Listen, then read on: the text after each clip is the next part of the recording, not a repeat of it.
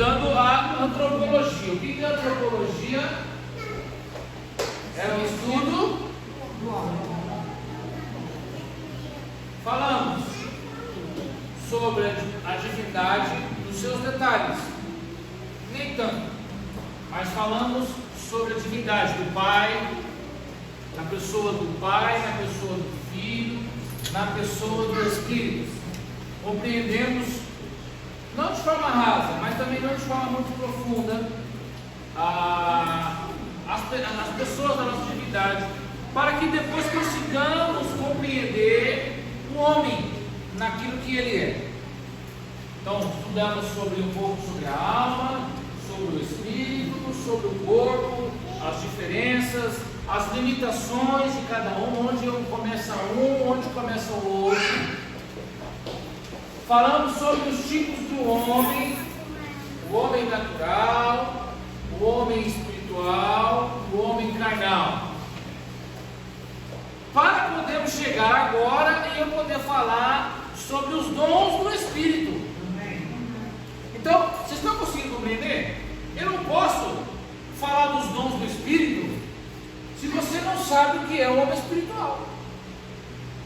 Eu não posso falar dos dons do Espírito se você não sabe o que é o Espírito. Eu não posso falar daquilo que nós somos se nós fomos feitos segundo a imagem e semelhança daquilo que você não sabe o que é. Estão conseguindo compreender?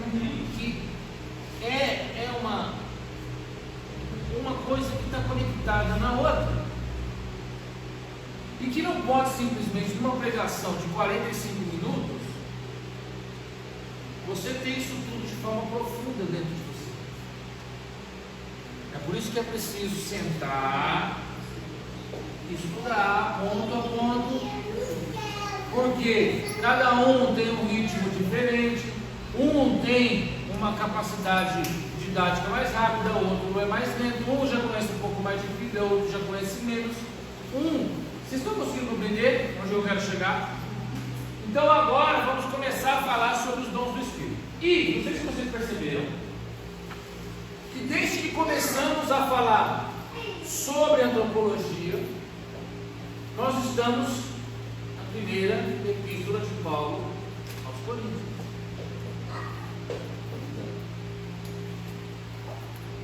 Vocês perceberam isso? Por quê? Porque Paulo, o apóstolo Paulo, na primeira epístola dele aos Coríntios, ele vai preparar para nós uma teologia sistemática. Já posso usar termos técnicos com vocês que vocês já compreendem.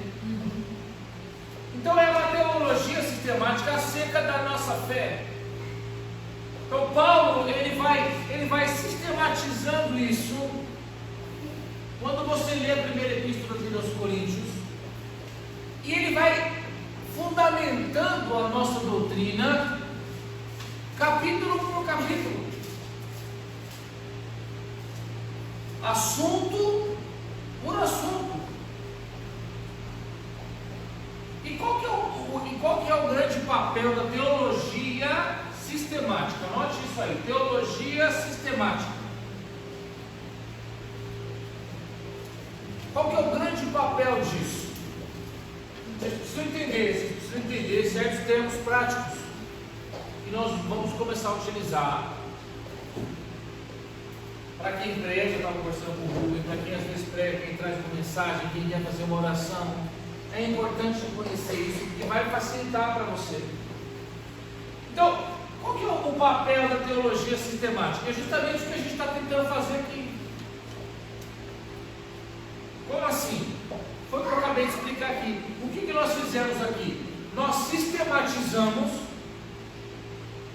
um assunto. Então, eu não posso falar antropologia bíblica, ou seja, eu vou falar o estudo do homem segundo a Bíblia. Eu não posso sair lendo versículos. E se eu saio lendo versículos, você não compreende, porque eu leio o versículo A, ele fala de uma situação XPTO. Eu leio o versículo B, ele vai falar sobre outra questão que está relacionada dentro de outro contexto. Então, o que a teologia sistemática faz? Ela vai fazer o que? Ela vai pegar tudo o que a Bíblia fala sobre determinado assunto e vai sistematizar isso e vai fazer um esboço disso. Preste atenção. Você não vai ter um texto na Bíblia, você não vai ter um capítulo na Bíblia, você não vai ter uma passagem na Bíblia que aborde, que explique tudo sobre um assunto. Você não tem.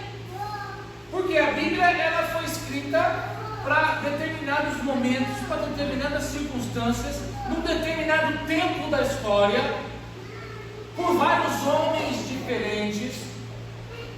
Então, você não consegue falar, bom, então vamos falar sobre antropologia. Então aqui tem um capítulo antropologia na Bíblia, vamos lá. Não existe. Não existe. Por exemplo, não vai existir uma passagem, você não vai ter nas Escrituras uma passagem, um capítulo, que fale tudo sobre os anjos. Não tem. Nossa, que vontade que eu tenho, eu gosto tanto de seres angelicais. Bom, deixa eu olhar na Bíblia ver o que a Bíblia diz sobre anjos. Não tem um capítulo lá, anjos. Não existe. Essa que é a grande dificuldade das Escrituras. O escritor X fala lá um pouquinho, o escritor Y fala mais um pouco, o escritor Z aborda, o outro personagem tem uma visão. Então você não tem isso compilado num lugar só. Então o que a teologia sistemática faz? Ela vai lá e pinça. Opa, aqui falou sobre anjo. Opa, aqui falou sobre anjo. Então ela vai colhendo essas informações das Escrituras, tudo que fala de anjo ela pega, analisa o contexto, traz para cá. Opa, aqui falou de anjo de novo, pega, analisa o contexto, traz para cá. Então ela vai pensando, pegando, e depois tudo isso é ordenado, catalogado, classificado, e aí então você vai ter um estudo completo sobre anjos. No caso do nosso exemplo, você vai aprender quem eles são. Você vai aprender as hierarquias deles. Você vai aprender como que eles agem, como que eles trabalham. E assim a teologia separa assuntos e temas das Escrituras. É por isso que eu digo, você nunca vai aprender Bíblia, vai por mim, só com pregação. Porque a pregação ela não faz isso. A pregação, quando muito, ela fala sobre o amor de Deus. Então ela usa 1, 2, 3 versículos, toma, acabou, é isso, acabou, pronto. 45 minutos, 1 hora. Ou seja, Deus é muito mais do que só aqueles 45 minutos. Consegue entender? Então a teologia sistemática ela separa isso em temas, em assuntos e cria doutrinas. No caso do ensino dos anjos, a teologia sistemática vai chamar isso de angelologia, que é o estudo dos anjos, porque a palavra anjo vem do grego angelos, que significa mensageiro. E aí quando você vai estudar a salvação, soteriologia. Quando você vai estudar o pecado, a matiologia. Então aí na matiologia você vai estudar tudo que a Bíblia diz sobre o pecado. Está conseguindo compreender? Então, cada doutrina básica de cada tema, de cada assunto, isso é a base da nossa fé. É assim que é desenhada a nossa fé.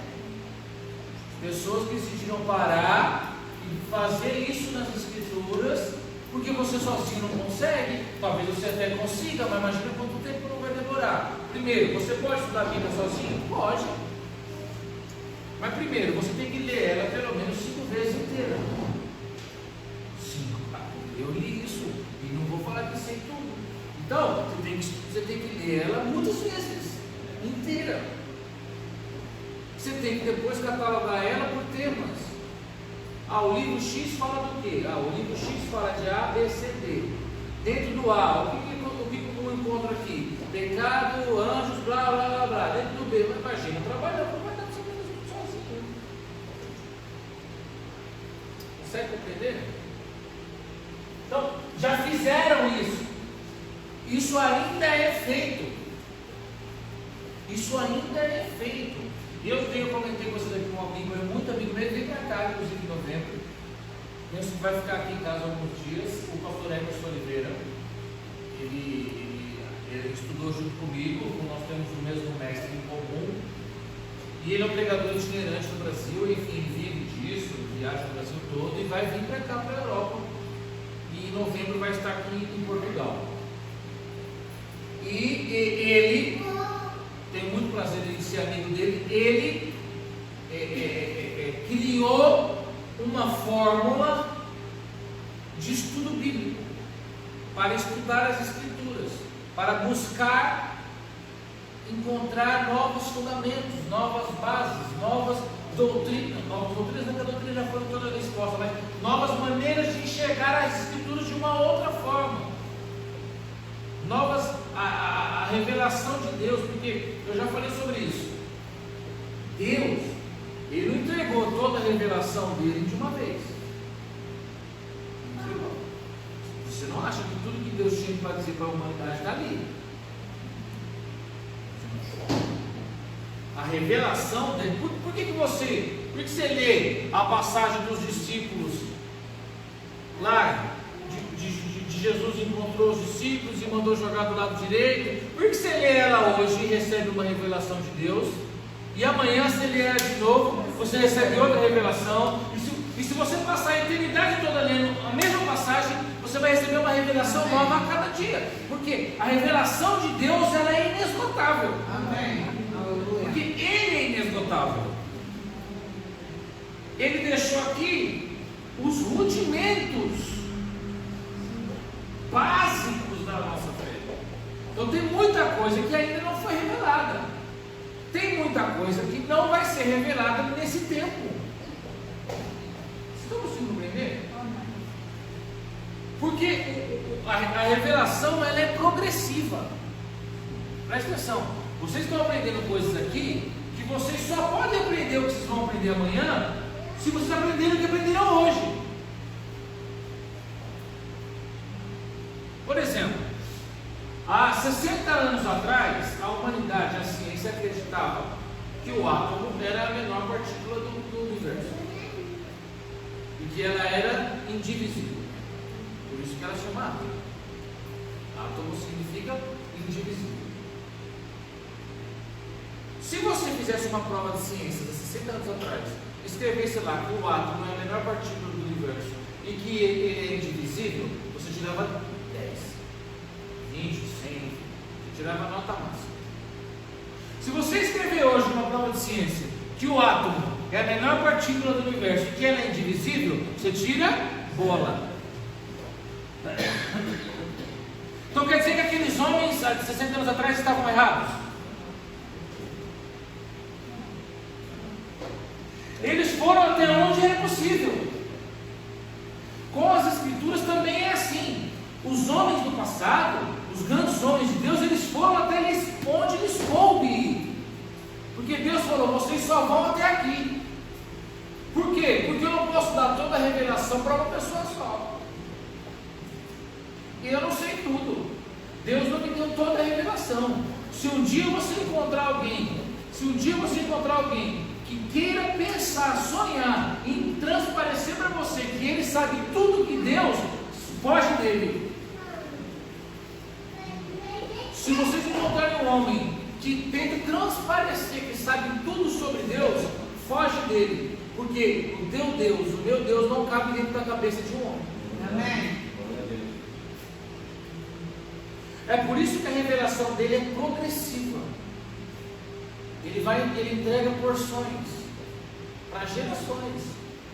Então a geração X recebeu tal, a geração Y recebeu tal, a geração Z recebeu tal, a geração do milênio recebe tal. Cada geração recebe recebe uma porção das revelações. Amém até aqui? Amém. Glória a Deus.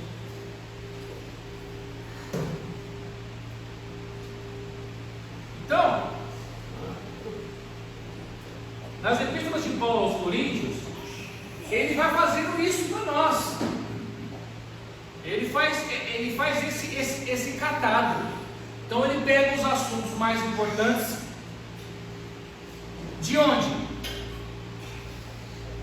Onde que ele busca os assuntos? Por exemplo, Paulo falou sobre o batismo, amém? Onde ele buscou fundamentação para falar sobre o batismo? Onde? Ele ouviu? Sim, ele ouviu. Mas que mais? Onde que ele fez essa teologia sistemática que eu disse? Ele também fez. Onde ele pegou? Jesus, ele pegou de Jesus também. Onde mais? O que já estava escrito aonde? Na Torá, que a gente conhece como o Antigo Testamento. Então, o que Paulo vai fazer? Ele vai, eu preciso falar sobre o batismo. Então, onde ele busca fundamentação bíblica para escrever sobre o batismo? No Antigo Testamento. Então, ele vai pegar o Antigo Testamento, é por isso que eu falei aqui uma vez, lembra que eu falei que o batismo não é coisa do cristianismo? Não, a gente acha que Jesus criou o batismo. A gente acha que João, o Batista, criou o batismo, mas o batismo já existia.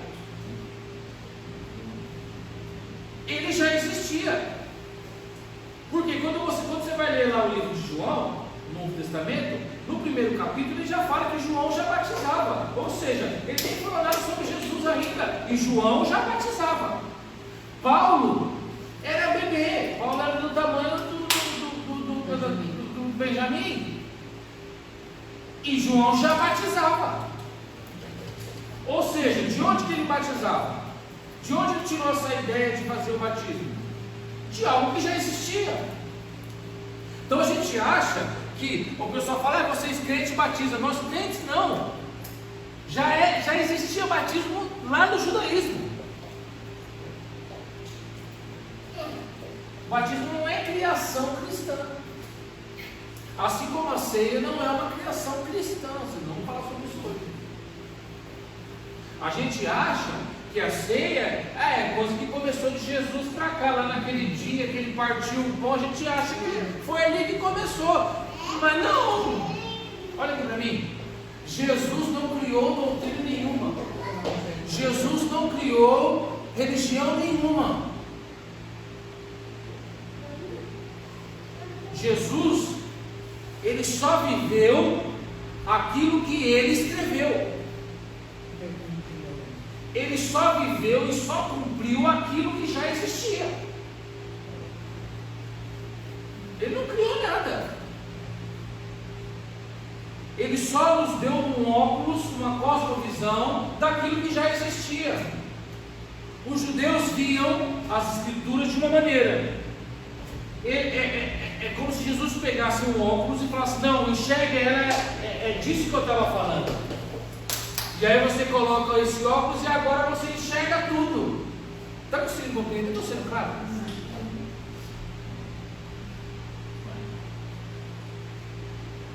Hoje a aula é mais teórica mesmo, porque a gente vai entrar num tema importantíssimo.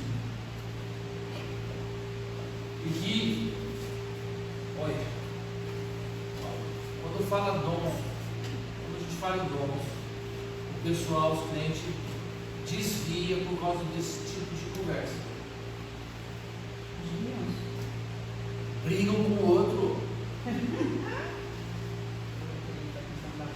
O assembleano com o batista, com o presbiteriano, eles brigam por causa de dom do Espírito. Então tem que preparar bem o terreno, adubar bastante, para vocês poderem compreender bem o que quer dizer. Então, Paulo ele vai fazer isso na epístola aos Coríntios.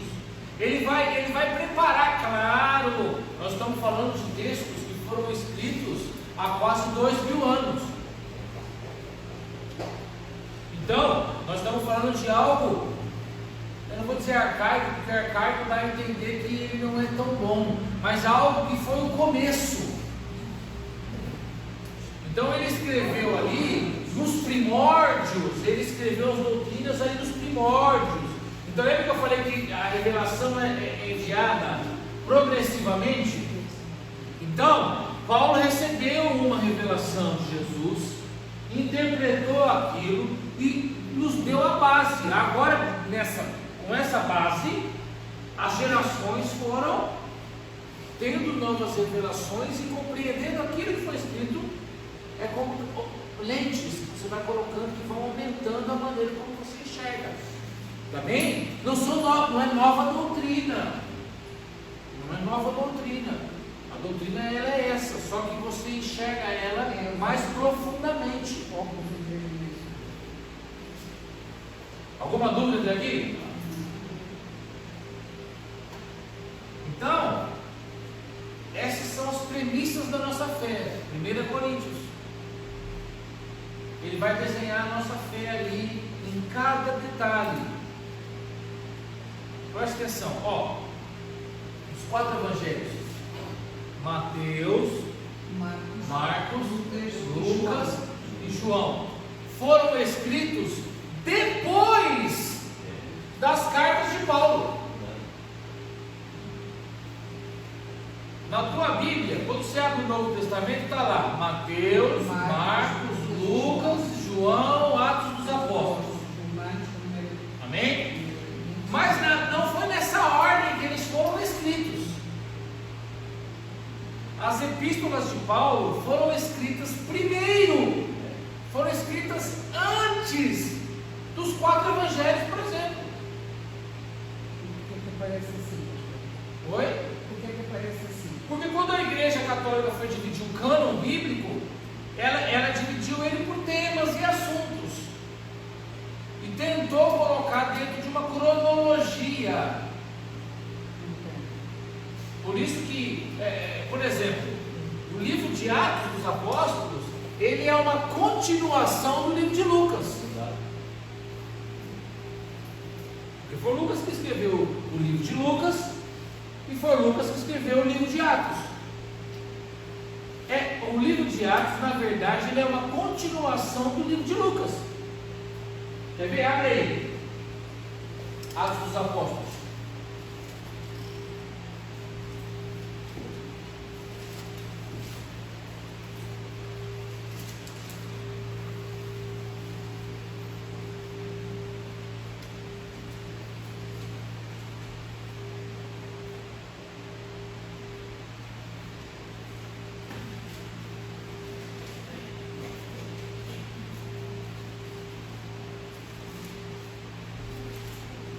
Lembra que a gente falou que o livro de Lucas é o livro que está em ordem cronológica?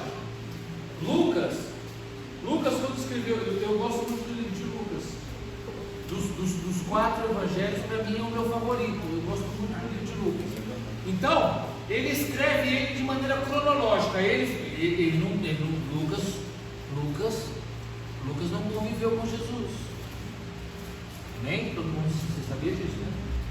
Todo mundo aqui sabia? Lucas não conviveu com Jesus. Lucas, ele vai aparecer lá depois, no finzinho. Lucas, olha aqui, Lucas era um daqueles que estava no caminho para Emaús. Lembra? Então ele não conviveu com Jesus. Então quando ele vai escrever o livro dele, ele volta no Lucas. Deixa eu marcar no Atos e volta no Lucas para você ver.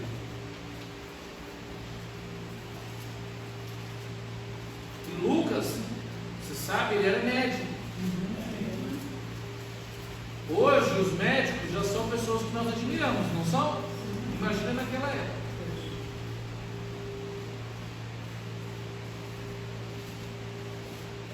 Então, Lucas, Mateus, Marcos, Lucas.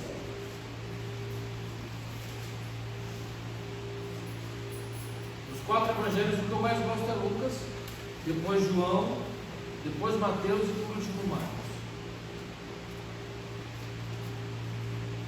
Todos acharam? Isso é uma coisa que é particular minha, né? Olha lá, versículo 1: tendo, pois, muitos empreendido pôr em ordem a narração dos fatos que entre nós se cumpriram. Então ele está dizendo aqui: eu quis colocar em ordem tudo o que aconteceu, segundo nos transmitiram os mesmos que os presenciaram desde o princípio e foram ministros da palavra. Pareceu-me também a mim conveniente descrevê-los a ti, ó excelentíssimo Teófilo, por sua ordem, havendo-me já informado minuciosamente de tudo desde o princípio, para que conheças a certeza das coisas que já estás informados. Então, olha aqui, ele está dizendo: eu queria já há muito tempo colocar em ordem, ou seja, já existia outro evangelho. Então ele diz: olha, eu queria escrever, eu queria colocar tudo em ordem, conforme as coisas foram acontecendo. Ele está falando para Teófilo, guarda esse nome, Teófilo. Ele está falando para o Teófilo: olha, eu vou escrever e vou colocar tudo em ordem, conforme aquilo que me falaram. Lucas era muito próximo de Paulo. Tem um filme que chama Paulo, o Apóstolo. O filme agora é recente. É recente o filme. Tem uns 5 anos, mais ou menos, 4 anos. Eu assisti, onde que eu assisti? Eu assisti esse filme num voo que eu fiz. Aí eu estava no avião, devia ser uma viagem longa. Eu assisti esse filme. Conta a história de Paulo. Para falar a verdade, conta a história dos Atos dos Apóstolos, como foi escrito por Lucas. Então Paulo aparece muito. Então Lucas era muito próximo de Paulo. Então muitas das coisas que aconteceu, que ele escreveu, ele captou com Paulo. Algumas ele pegou com Pedro, ele ouviu um pouco de João. E aí tudo que essas Maria, então tudo que essas mulheres falavam, essas pessoas falavam, ele... tá, e quando que foi que isso aconteceu? Isso aconteceu tal dia, tá, mas isso aconteceu antes ou depois desse acontecimento aqui? Não, isso foi antes. Você está entendendo? Por isso que eu gosto do livro de Lucas.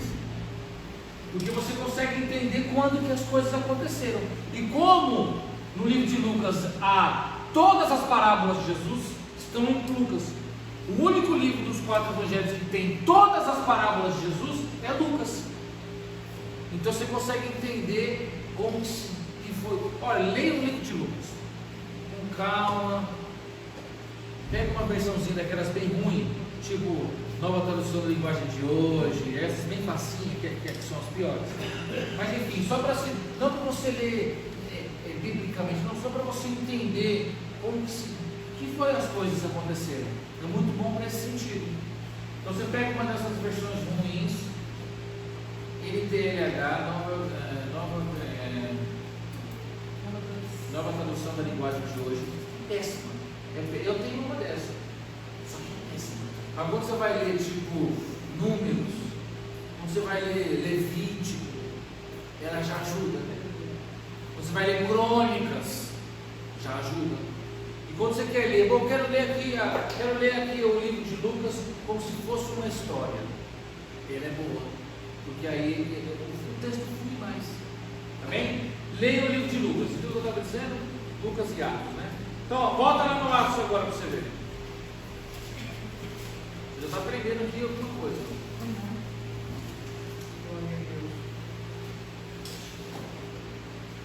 Então você passa aí do Lucas, você passa João e Atos.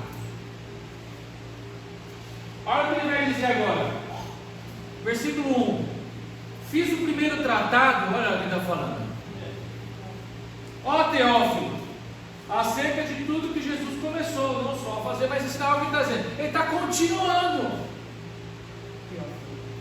Ele falou para o Teófilo: agora eu vou continuar. Lembra que eu disse, aquela primeira coisa que eu escrevi? Então, daquilo que Jesus fez, daquilo que ele ensinou. Então, olha lá, até o dia que foi recebido em cima, depois de ter dado o mandamento pelo Espírito Santo. Então, aí aqui ele vai continuar. E você sabe bem que o Atos dos Apóstolos, ele também é sequencial. Então, se você quiser pegar a história da igreja, do início de Jesus até o fim da igreja primitiva, É só você ler Lucas e Atos em sequência. Você vai compreender do início de Jesus até o final da igreja primitiva. Mais ou menos, está bem? Por que eu falei de Lucas? Porque foram escritos depois. Então, Paulo, olha aqui para mim, ele é responsável por nortear a nossa fé. Ele é que nos ensina a doutrina, ele é que nos dá o norte, ele é quem define o que é doutrina, o que pode, o que não. Ele é que define. Ele que fez isso. Ele fez a relação do Antigo Testamento com o Novo. Ele que juntou tudo e falou: bom, olha, isso aqui, vocês façam isso, porque isso aqui significa o que era feito lá atrás. Tinha que ser ele. Olha aqui para mim. Tinha que ser ele. Vocês vão entender. Agora vocês estão conseguindo compreender porque eu disse que depois que eu conhecer Jesus, a primeira pessoa que eu quero se conhecer é Paulo? Porque ele é fantástico. Não é à toa que Jesus disse que ele era um vaso de muita honra. Ele é tão importante para a nossa fé que há quem diga que ele, olha que cuidado, hein? Há pessoas que dizem que ele que criou o cristianismo como religião. Por quê? Se o cristianismo é uma religião, alguém aqui discorda? O cristianismo é uma religião, com suas regras, práticas, doutrinas, etc. e tal. É uma religião assim como outra. E se foi ele que definiu de forma sistemática as doutrinas todas, há pessoas que creem que ele que é o fundador do cristianismo. Olha só, eu assisti um vídeo, era o pastor Marco Feliciano. Todos conhecem o pastor Marco Feliciano? Era do pastor Marco Feliciano, e eu não sei se ele era ou se ele era um defensor dos homossexuais. Eu não sei se a pessoa, era uma entrevista, eu não sei se essa pessoa que estava entrevistando ele era homossexual ou se era um defensor da causa, e que perguntou para ele, se não me engano, posso estar errado, mas eu acho que era aquele Neto, não o Felipe Neto, o irmão, os brasileiros, tem o Lucas Neto, o Felipe Neto, não é? Isso. Um faz vídeo para criança, pequenininha, e o outro é um retardado qualquer. E ele, eu acho que era ele, não faz vídeo para criança, o outro, o retardado qualquer. E falou assim, o Marco Feliciano estava perguntando para ele, questionando para ele sobre por que a Bíblia proibia pessoas serem homossexuais e praticarem atos homossexuais, enfim. E aí ele, olha só, um retardado qualquer mundano, disse assim para ele: onde é que Jesus, preste atenção, a profundidade do que eu estou dizendo aqui, onde é que, me diga um texto, onde Jesus proíbe a homossexualidade? Ou você só vai usar os textos de Paulo?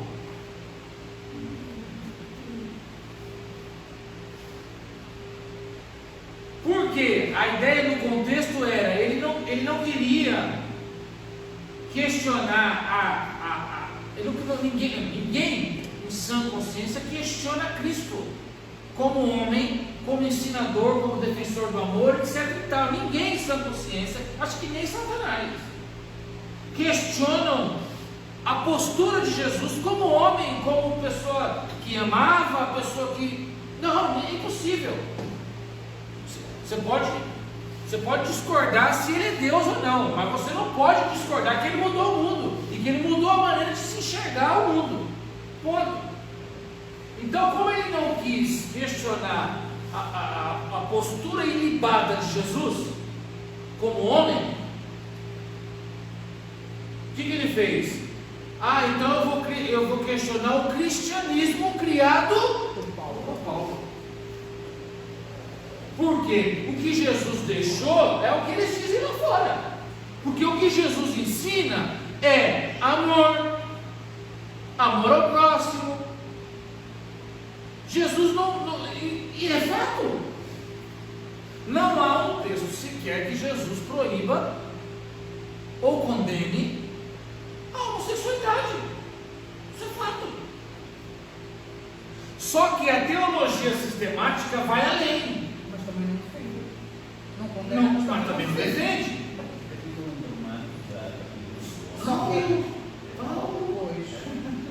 Capítulo 1 de Romanos, ele vai, todo o capítulo 1 vai falar sobre isso. Mas é Paulo. Mas diz que não ia divulgar nada da lei. E a lei proíbe. Exato. Só que é isso que eu estou dizendo. A teologia sistemática é aí que ela vem. Então ela vem pegar assuntos da homossexualidade. O que a Bíblia diz sobre a homossexualidade? Ela vai pegar todos esses pontos de maneira sistemática, vai analisar dentro do contexto individual de cada uma e vai destrinchar aquilo, a teologia sistemática. O que eu quero dizer? A teologia sistemática, ela está dentro do cristianismo, ou o cristianismo está dentro da teologia sistemática. Então, é difícil você separar isso. Como separar? Por quê? Pense aqui comigo. Jesus já salvava pessoas antes do cristianismo existir.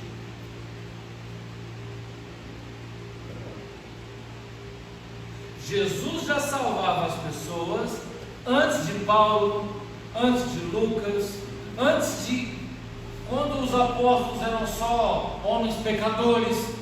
Ele já salvava. Antes da igreja. É por isso que nós temos que ter o nosso posicionamento muito definido, no sentido de que, você é da religião cristã. Não, eu sou o seguidor de Cristo.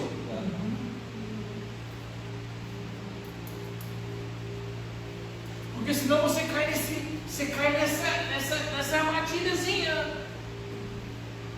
Então quer dizer que você é cristão, você faz parte do cristianismo? Sim. E você é contra as escrituras, contra a homossexualidade? Sim. Então Jesus não disse nada disso.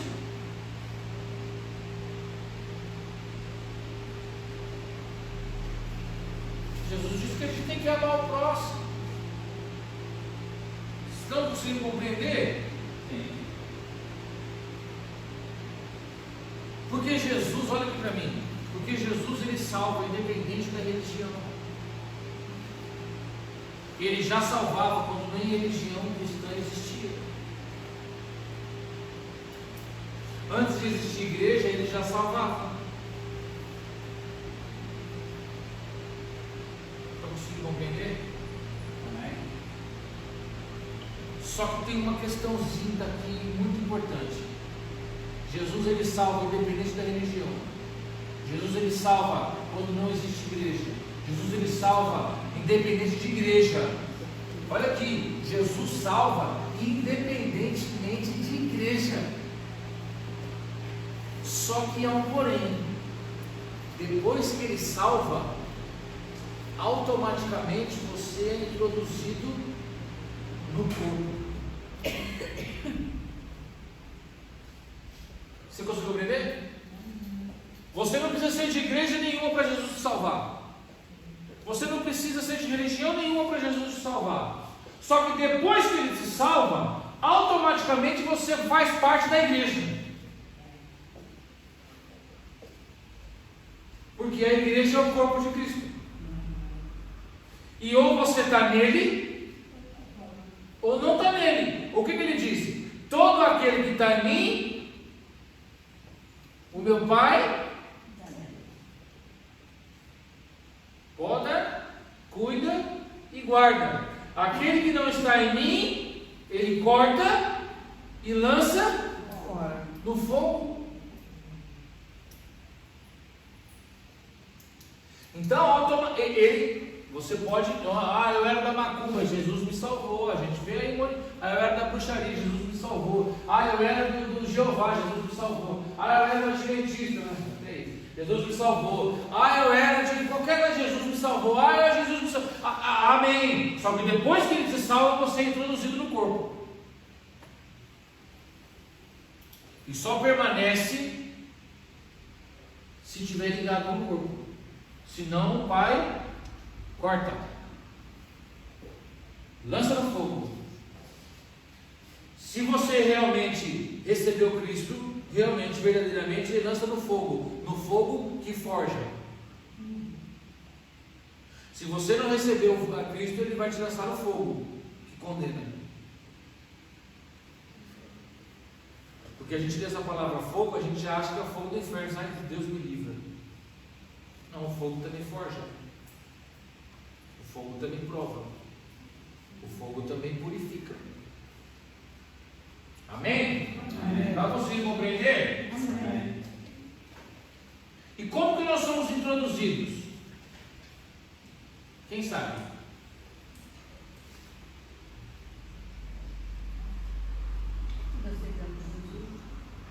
Não, eu já falei sobre isso aqui. Olha só.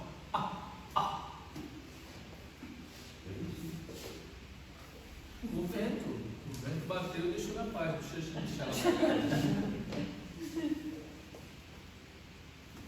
Todos são introduzidos no corpo de Cristo, todos. Depois que aceitamos a Cristo, depois que recebemos a Cristo, somos introduzidos nele, no corpo dele. Nós conhecemos como igreja. Só que preste atenção. Aqui. Inclusive Paulo também foi introduzido. Paulo era judeu, fariseu de fariseu, blá blá blá, você conhece o texto. Jesus decidiu salvá-lo. E ele teve que ser introduzido. Ele teve que ser colocado dentro do corpo. Então, isso aqui já nos ensina algo poderoso. Existe um movimento crescente de desigrejados. Se não chegou aqui, vai chegar. Quando chegar, você já sabe. O que é? Eu sou igreja. Então, se eu sou igreja, eu não preciso estar na igreja lá. Essa igreja que o homem criou é o que eles ensinam. O homem que criou essa instituição chamada igreja, onde a gente vai lá da gente para o pastor. Eu não preciso, eu já sou igreja. Então, o que eles se fazem? Eles se reúnem, diz que se reúnem nas casas uns dos outros, e ora, e lê a Bíblia, e louva, e canta e tal, é o ponto. Para eles é só o que precisa. Eles não têm esse corpo que nós temos aqui. É um movimento que está muito grande na terrinha, muito grande. A gente tem até nome, a gente costuma chamá-los de desigrejados. Eles são cristãos, são crentes, receberam Jesus, têm o Espírito Santo, etc. Só que não vão para a igreja. Não vão. Não fazem parte de igreja nenhuma. Dizem que são, porque na igreja primitiva era assim que eles faziam. Então a gente faz do jeito que eles faziam. Então, você precisa ser introduzido no corpo. Se Paulo foi, quem é você? Não, filho do Paulo. Consegue pegar? Se Paulo foi introduzido no corpo, meu amigo, você está longe de Paulo em todos os requisitos. Então, todos os que recebem a Cristo, todos que são salvos, são introduzidos imediatamente no corpo. Amém? Amém. E como que é feita essa introdução? Existe um meio. Já falei sobre isso aqui. É assim que é feito. Existe um meio. Quer ver? Abre lá comigo, Atos dos Apóstolos, capítulo 9.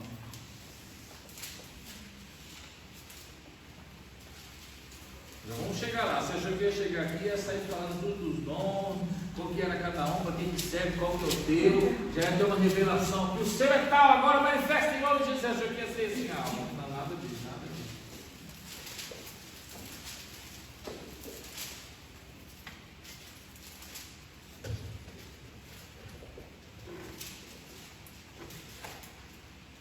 Eu gosto tanto desse capítulo.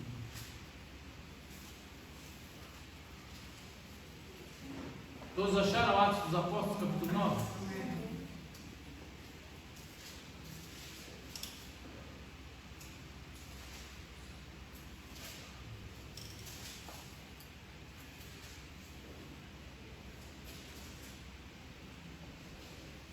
Atos dos Apóstolos, capítulo 9.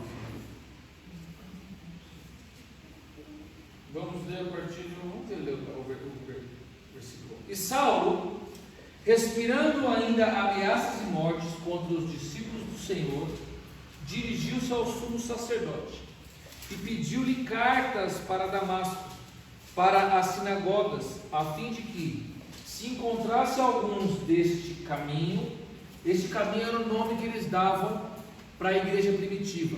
Então, quando os discípulos começaram a fundar igrejas ali nas casas, e o cristianismo começou a crescer, então os judeus, os romanos, eles davam um nome que chamava O Caminho, essa seita conhecida O Caminho. Então, nós, crentes, Se encontrasse alguns daquela seita. isso, éramos conhecidos como O Caminho, a seita. Por isso que ele diz aqui, e pediu-lhe cartas para Damasco, para as sinagogas, a fim de que se encontrasse alguns deste caminho, ou seja, se encontrasse alguns crentes desta seita chamada Caminho, quer homens, quer mulheres, os conduzissem presos. Então, Paulo pediu no sumo sacerdote autorização para prender os cristãos. Que ele estava indo a Damasco, que ele estava indo a Jerusalém, e que se encontrasse alguns crentes que pudesse levar preso. E indo no caminho, aconteceu que, chegando perto de Damasco, subitamente o cercou um resplendor de luz do céu. E caindo em terra, ouviu uma voz que lhe dizia: Saulo, Saulo, por que me persegues? Aqui também não, versículo 4. E caindo em terra, é só porque está escrito isso que dizem que ele caiu do cavalo, só por causa disso. Eu também caí da bicicleta e não significa que eu moro na bicicleta. Eu caí da bicicleta não significa que eu estava andando de bicicleta. E caindo em terra, ouviu uma voz que dizia: Saulo, Saulo, por que me persegues? E ele disse: quem és, Senhor? E disse o Senhor: eu sou Jesus, a quem tu persegues. Duro é para ti recalcitrar contra os aguilhões. E ele, tremendo e atônito, disse: Senhor, o que queres que eu faça? E disse-lhe o Senhor: levanta-te e entra na cidade, e lá te será dito o que te convém fazer. Então, preste atenção. Preste atenção que isso é importante. Então, Paulo, quando ele é salvo, ele precisou ir até Damasco. Ele precisou ir até uma rua chamada Direita. Ele precisou ir na casa de um homem. Ele precisou esperar o servo Ananias. Ananias, olha aqui para mim, Ananias era um camponês, lavrador da terra, de linguagem simples, mas cheio do Espírito Santo. E recebeu uma mensagem de Jesus. Então o que acontece? Paulo precisava ser inserido no corpo. Você não pegou. Nós não nos inserimos no corpo. Nós somos inseridos por alguém. Sempre alguém que nos insere no corpo. A gente chama isso de meio. Então, olha aqui para mim. Esse é o modus operandi de Deus. Deus, ele sempre usa um meio. Por quê? Deus poderia muito bem ir lá fora, lá no Zé Padeiro, ali daquele pessoal ali cheio das cachaças, das comidas. Ele podia aparecer ali e falar que você é pecador, eu sou Jesus Cristo que morreu na cruz por você. Vem ali do outro lado tem uma igreja, vem comigo. E a pessoa podia vir aqui e falar: olha, Jesus apareceu para mim ali. Agora eu quero vir abrir cristão. Ele poderia fazer isso, não podia? Podia. Ele não faz porque não é assim que ele quer. Como que ele faz? O meio. Quem é o meio? Nós. Cada um de nós. Nós somos o meio pelo qual Deus usa e traz as pessoas. Nós somos o meio pelo qual Deus se revela. Olha aqui para mim.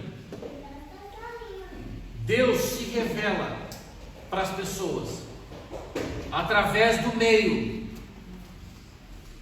Então, uma pessoa lá fora no mundo só vai conhecer Jesus se ele se revelar para essa pessoa através de alguém. No caso de Paulo, quem foi o meio? E você vai ver as escrituras, é sempre o mesmo modus operandi, e é assim até hoje. Jesus se revela para as pessoas através de um meio, e aí então através desse meio, essa pessoa vai ter a oportunidade de recebê-lo ou não. Então, ninguém aceita Jesus por sua causa, Bia. Não é por sua causa. Ela aceita por causa que ela decide. Só que você é quem leva. Aí eu te pergunto: que Jesus você tem levado?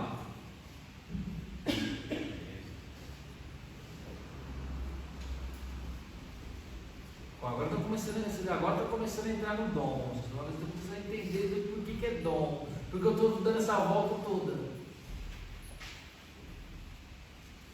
Vocês estão conseguindo compreender? Então, as pessoas elas são inseridas no corpo por um meio. Sempre tem alguém que é o meio. Sempre tem alguém que é o meio. E nós só somos o meio. Nós só temos que levar Jesus até as pessoas e só temos que trazê-las para cá.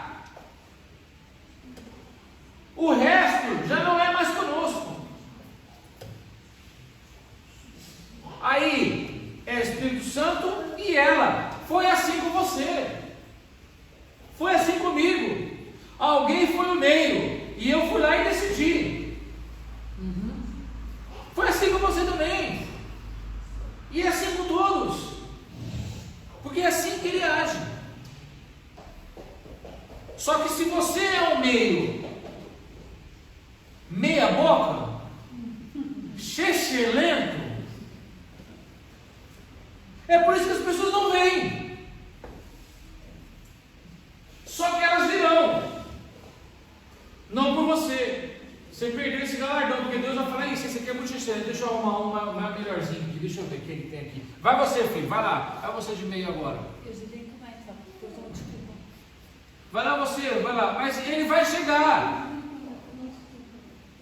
Você, vai lá você, vai lá, Bia, vai lá naquela fulaninha de Regina, vai lá. Aí você vai lá e tal, só que você é mais chechelento, entendeu? Não foi esse meio. Vai você agora. Aí ele arruma, entende? Ele vai arrumando circunstâncias. E aí vai lá, vamos lá. Ele também chechelento também, não deu certo. Vai você lá. Ele vai. Gente, vocês vão entender o que eu estou falando. Olha o homem, e não estou falando de capacidade intelectual, não estou falando disso. Não estou falando de capacidade intelectual, não estou falando de capacidade financeira, não estou falando de nada disso. Estou falando de serem homens e mulheres de Deus, só isso que estou falando. De serem meios aprovados. Vocês vão entender, vocês vão entender.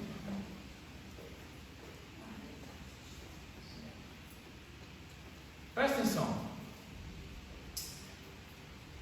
Pensa, vocês não sabem a dificuldade que foi para Paulo sentar naquela casa humilde e simples onde Ananias estava.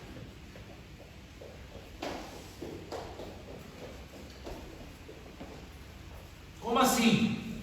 Paulo, ele era um erudito judeu. Então olha aqui para mim, quem conhece uma pessoa erudita?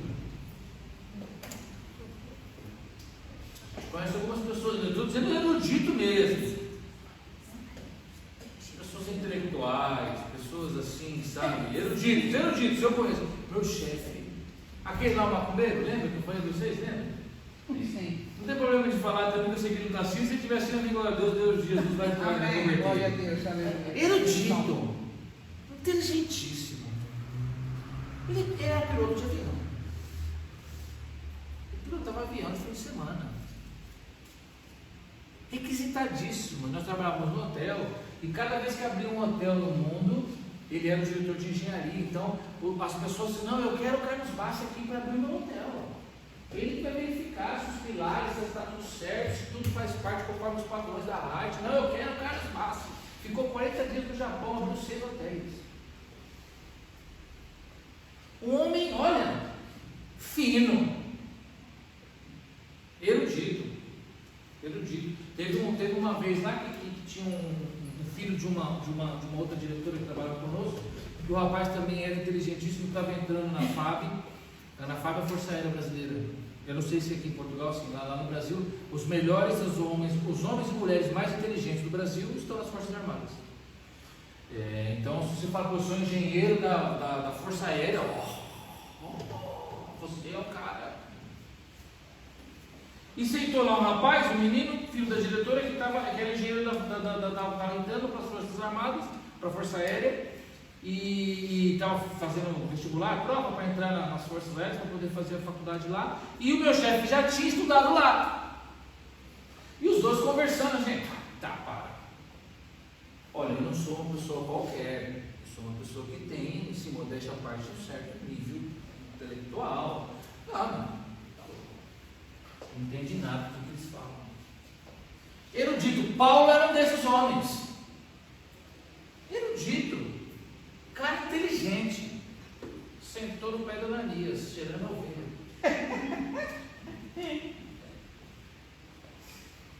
E não sei se você conhece um pouco da cultura judaica, o que acontece? A questão não é você estar ali, você ser um erudito sentado ao pé de alguém que cheira a ovelha, não tem problema. A questão é que para um judeu erudito das escrituras, ele não conversa com alguém sobre fé que também não seja um erudito. Entende? É por isso que você vê poucos debates entre judeus, rabinos e crentes protestantes, pastores e mestres. Você não vê por quê? Para eles, nós não somos nada. Então eles não conversam, eles não debatem fé com alguém que não é o mesmo nível deles. Agora você imagina Paulo, fariseu de fariseu, estudou uma das maiores escolas de teologia daqueles tempos aos pés de Gamaliel. Vai lá, entra na cidade. Entra lá na cidade, num casebrezinho, entra por aqui, senta no sofazinho. Estou dando um exemplo, estou trazendo para os dias de hoje. Senta lá, aquele sofazinho rasgado, não tem? Sempre tem, não tem, né? Um sofazinho rasgado assim no meio, que ele está abrindo assim, parece um portal, né? E aí você senta ali, e aí vem um homem de linguagem simples, preste atenção, falar de Bíblia com você. Ele teve que passar por isso. Os grandes queriam com ele para espantar. Ananias estava morrendo de medo, porque ninguém queria falar com Saulo. Porque ele falou: eu, Senhor, aquele homem que mata todo mundo, não quero falar com ele não. Vai, porque esse para mim é um vaso.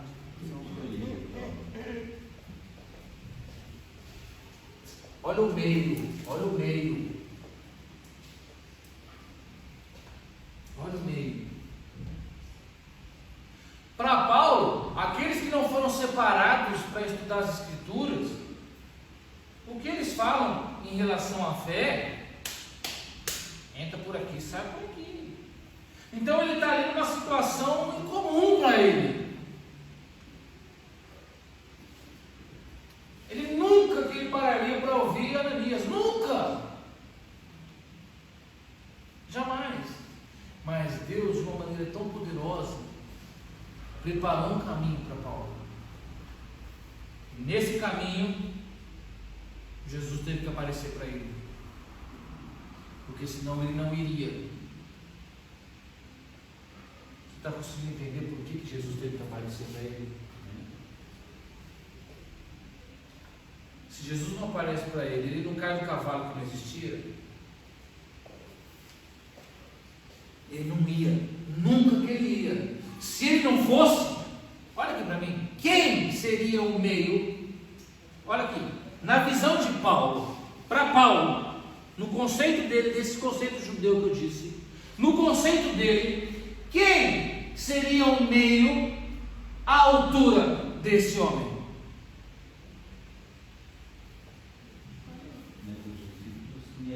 Não, nenhum, nem os discípulos, nem ninguém. Então Jesus falou: olha, já que nenhum dos homens vai eu. Então eu quero ver se para mim, se comigo você pode. Então Jesus tem que aparecer para ele. Aí mudou todo o conceito dele. Está conseguindo compreender? Por que Jesus apareceu para ele? Então, depois de tudo isso, você conhece essa história toda, então ele deixou para nós uma doutrina de Cristo totalmente sistematizada, preparada, fundamentada, estabelecida, e que agora a gente pode avançar. Amém? Abra sua Bíblia comigo, 1 Coríntios capítulo 10.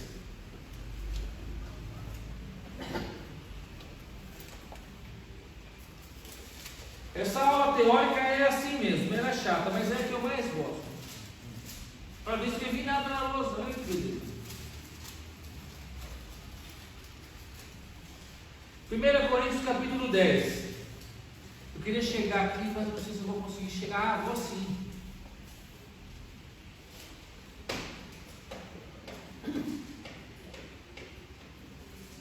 Aí vem que eu queria ensinar isso aqui para alguém, sabia? São as cobaias, eu acho. Primeira vez que eu ensino para alguém. Não, isso aqui eu já falei no curso. Já teve um curso sobre isso. Esse 1 Coríntios capítulo 10.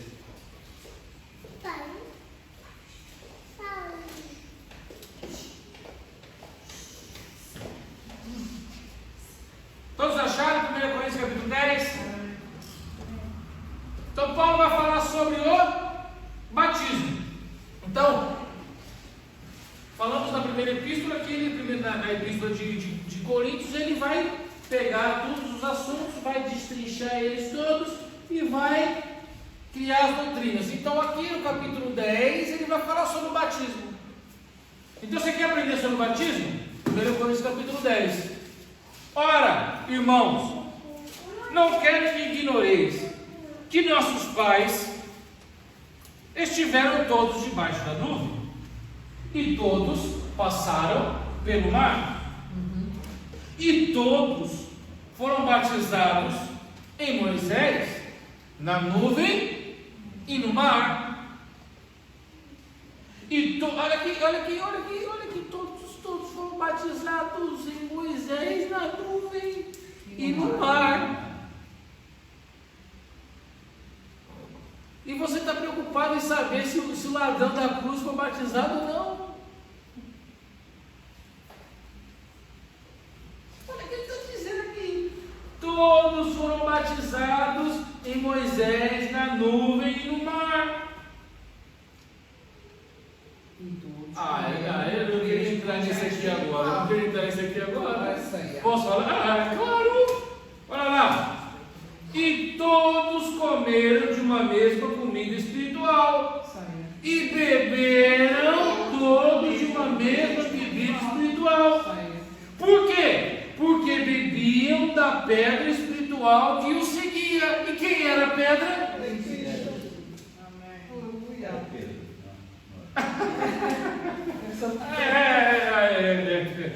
Tem uns irmãozinhos, irmão, não, uns primos nossos aí que acham que era Pedro, a pedra. Não te digo mais, posso ir mais a fundo? Não era Cristo também essa pedra. essa pedra que eles acham que era Pedro, não era Cristo. Não me olha com essa cara. Tem que dizer, por isso que eu falo. Não me olha com essa cara. Eu já falei. Se cada vírgula. Não. Lá dentro eu falei.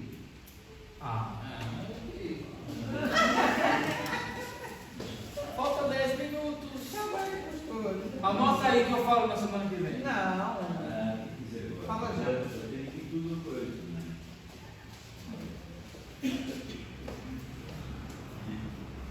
Então, Paulo fala sobre o batismo. E o que eu aprendo? Que cruzar o Mar Vermelho para o povo de Israel foi uma forma de batismo. Porque se todos foram batizados no mar,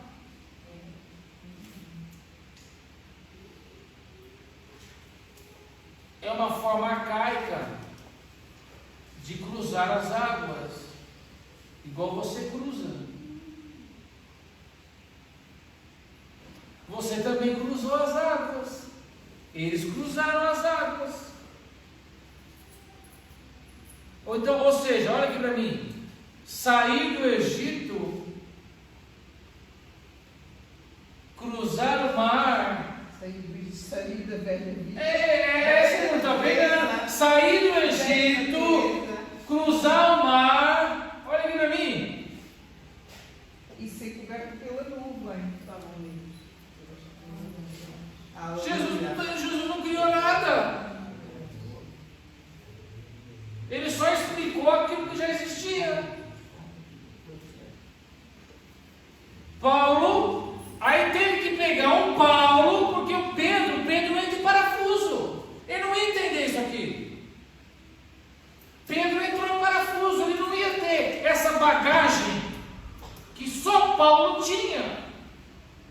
Para compreender que quando cruzaram o mar, é o batismo. Opa, que Paulo é que conseguiu, porque tinha bagagem.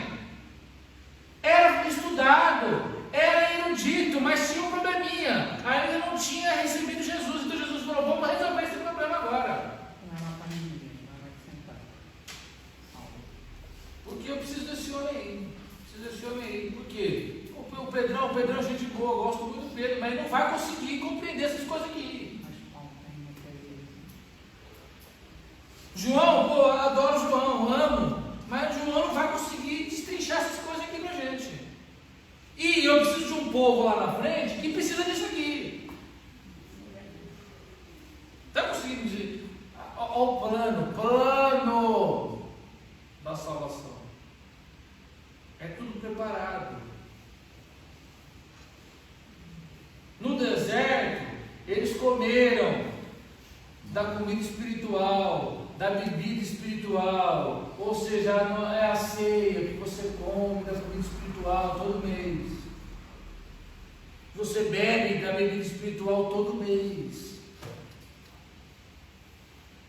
Ou seja, Deus, olha só, Deus batizou mais de 2 milhões de pessoas num dia só, e depois deu ceia para todos eles. Vou falar de novo. Deus batizou, Pedro batizou 3 mil num dia só, achou que era muito, mas olha que Deus falou, 3 mil? Para de graça, eu batizei 3 milhões de uma vez só, ainda dei ceia para todos eles.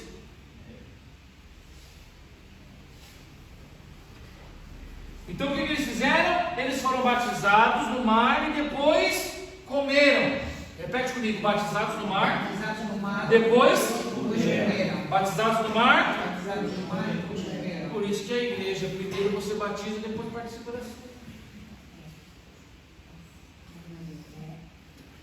Só por isso. E a pedra? Não é só por isso, desculpa. Tem outras razões, mas essa é uma das.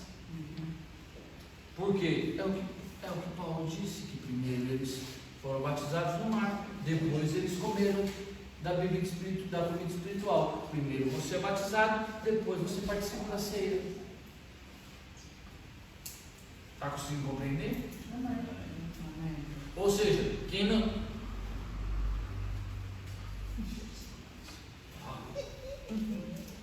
Quem não é batizado não deveria participar da ceia. E quem é batizado não deveria ficar sem ceia. Sem tomar a ceia.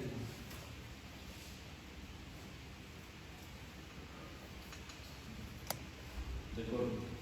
Porque quem julga não é um homem. Por quê? Todos comeram e beberam da comida espiritual e da bebida espiritual. Todos! Ou então, pega aqui 1 Coríntios capítulo 10, rasga, joga fora.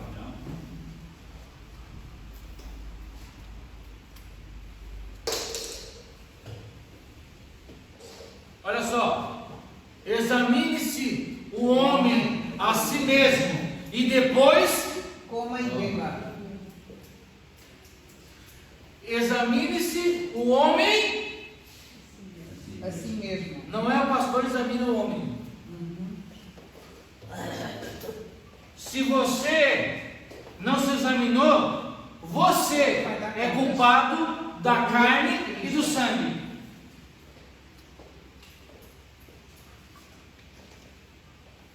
Outro dia a gente fala só sobre ceia, mas é porque eu não posso falar sobre essas coisas, porque isso aí dá uma confusão no cara.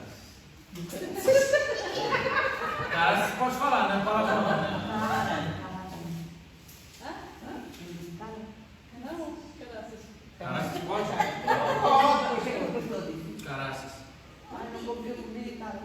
Com caraças, não pode falar? Caraças. Pode. É palavrão não, né? Não. Eu confio em você. Eu nunca disse. Deus já disse, não pode dizer. Não, não pode ou não pode? Se não pode falar aqui, não pode falar ali. Não? Acho que é feio. É feio? Mais ou menos. Quer dizer, não é muito grave. Não é grave. Eu já vou tirar do meu. Vou tirar do meu. É gíria, pronto, é gíria.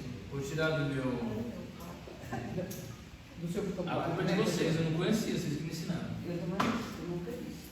Olha aqui, está conseguindo compreender? O problema de falar sobre ceia, vamos falar sobre ceia, vamos, todo mundo adora. Olha aqui, Sobre o quê? ó, depois de casamento, depois de tatuagem, que mais? Tatuagem, piercing, brinca, essas coisas. Casamento, tatuagem, olha, acho que são os principais. E ceia é o que o povo mais gosta de falar. Ah, demônio, nossa, o povo adora falar de demônio. Fala de demônio aí, pastor. Só que o problema é que quando a gente for fazer aqui um estudo só sobre ceia, meu Deus do céu. O pão com fermento, o sumo que não é sumo, isso aqui tudo. Ixi.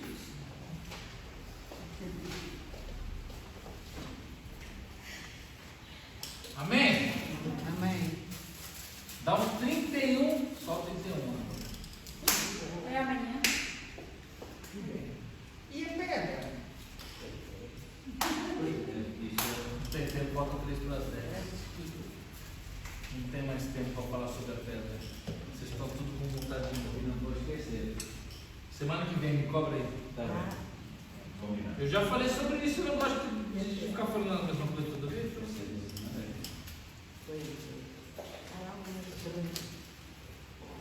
Então tu és Pedro, e sobre esta pedra edificarei a minha igreja, e as portas do Hades não prevalecerão contra ela.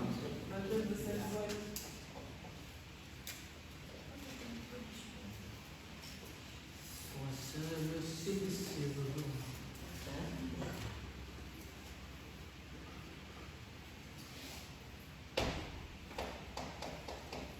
Todos acharam Mateus 16?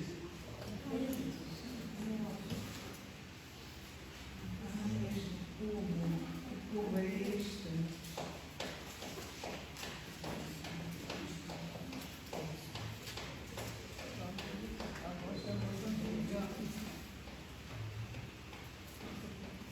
Fui falar sobre o presbitério uma vez e veio agora. Ai, Jesus, fui falar sobre o presbitério uma vez. Aquilo que eu falei semana passada, quem lembra? Fiz um vídeo. Na época da pandemia, logo que começou. Mateus 16. Mateus 16, 18. Fui falar sobre presbitério, se tem a questão do presbítero X. Tomei até uns bancos na igreja. Tomei um banco na igreja. Pastor, deixa você pregar, eu não ano. Depois de um ano que eu fui sem entender, fui conversar com ela, falei, é porque você. Foi 2 vídeos que eu fiz. Então, no Brasil tem muito. As meninas têm ministério de dança na igreja. Ministério de dança?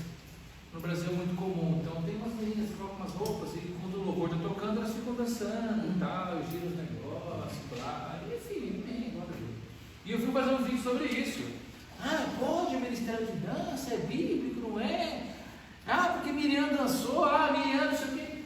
E eu fui falar sobre isso aí, falei, não tem problema.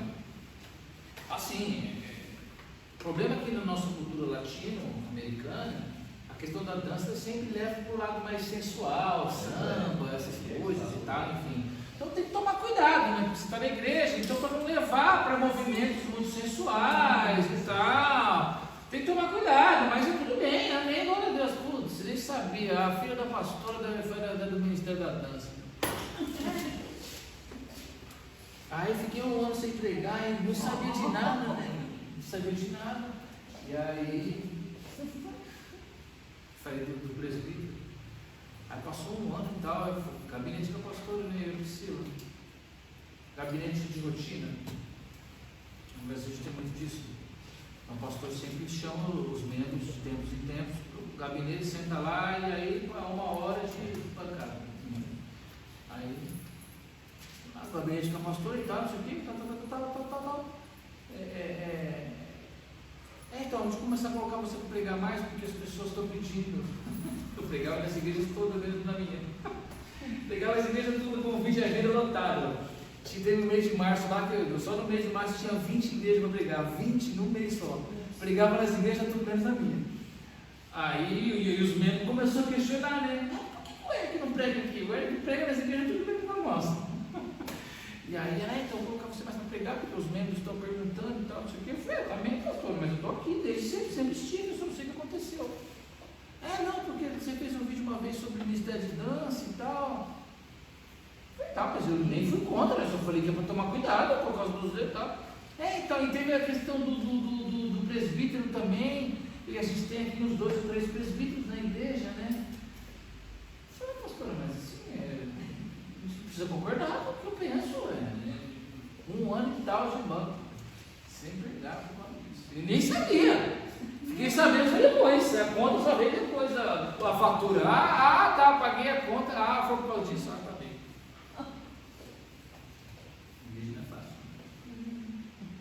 Mateus 16, aí depois era cagar no teto. A igreja toda ficou sabendo. Enfim, acontece também.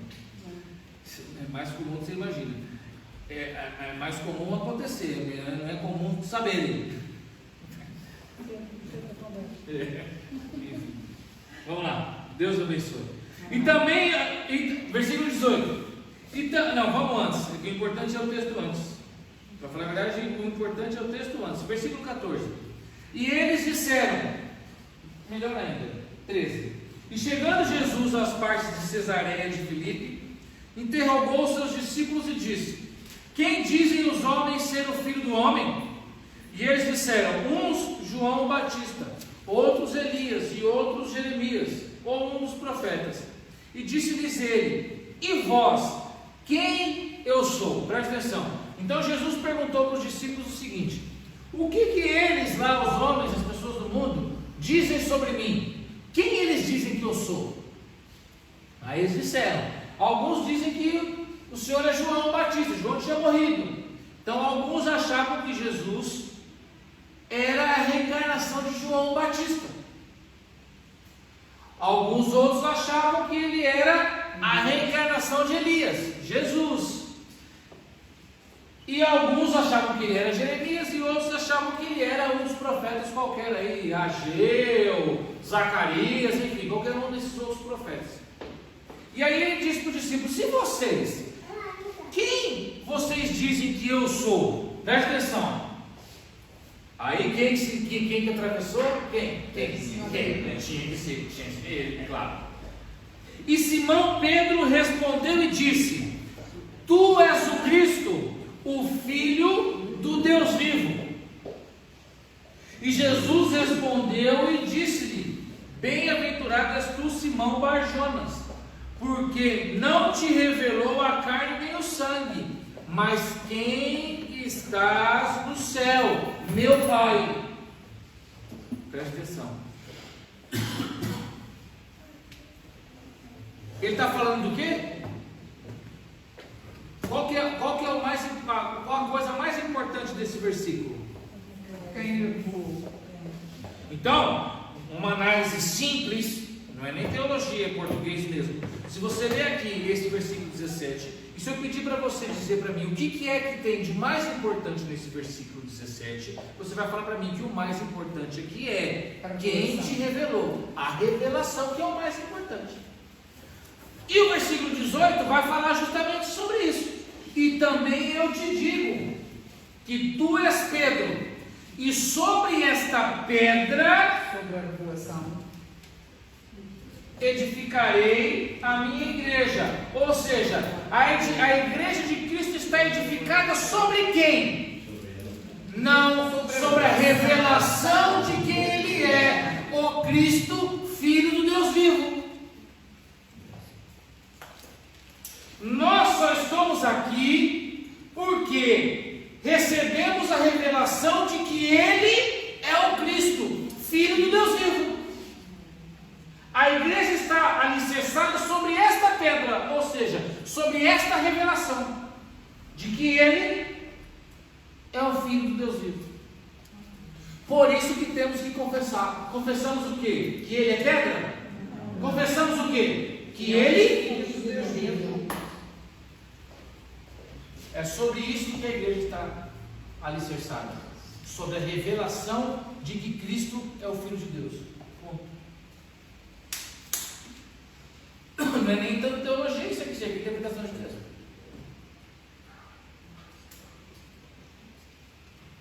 Amém? Amém. Ó, 5 minutos para revelar isso para você. De novo, eu já tinha falado sobre isso. É verdade, está Lá marcado. naquela salinha, estava marcado aqui na sua apontado. Bíblia, né? Março, foi março. Março? Olha aí, tem até a data. E até tem data. Você esquece rápido as coisas, porque de março até hoje dá nem 6 meses. Não, eu também achava. Começamos de novembro. 5 meses. Novembro. 5 meses. Em novembro agora fazemos 1 ano. Temos que fazer uma festinha. Quem anima a fazer uma festinha? Com salgadinhos e coxinhas brasileiras. Sim, a gente gosta. Já comíamos. Aqui em cima, que ela mora aqui, chama Érica, abençoada. Érica, abençoada, veio direto do céu para cá, para mim. Mora aqui perto daqui, inclusive. Faz coxinha, faz bolo, faz isso. Ah, que delícia. Ela é crente, é crente. É que ela trabalha demais. Consegue vir mais? Vai, irmão. Em nome de Jesus. Amém. Ai, coisa boa. Pastel de carne. Já jantaram. Bolo de pote com muito leite condensado assim. Morangos e aqueles docinhos brigadeiros. Eita, essa diabetes aqui já explodiu. Minha diabetes aqui já explodiu. Amém, povo de Deus? Aleluia. Glória a Deus. Irmãos, quem aprendeu alguma coisa aqui hoje? Pode parar.